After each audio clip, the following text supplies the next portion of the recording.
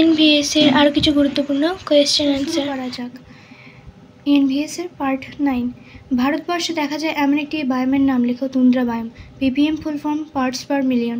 Battery শিল্প থেকে নির্গত একটি দূষক ধাতুর নাম lead. UNICEF full form United Nations International Children Emergency Fund. Blackfoot disease হয় কিভাবে? আর্সেনিকের প্রভাবে। কিসের প্রভাবে হয়? আর্সেনিকের প্রভাবে। পরিবেশবিদ্যায় কাকে গচ্ছিত মূলধন ভাবা হয়? জীববৈচিত্র্যকে। বিশ্ব পরিবেশ দিবস কবে পালন করা হয়? 5ই জুন। ভারতের একমাত্র জীবন্ত আগ্নেয়গিরি কোনটি? ব্যারেন দ্বীপ। স্মগ অথবা ধোঁয়াশা কাকে বলে? সাধারণভাবে ধোঁয়া এবং কুয়াশার মিশ্রণকে ধোঁয়াশা বা স্মগ বলে। এদেশে বাস্তুতান্ত্রিক সমস্যার সৃষ্টি করেছে কোন বিদেশি উদ্ভিদ? পার্থেনিয়াম ও কচুরিপানা। কচুরিপানাকে টেরানক বেঙ্গল বলা হয়।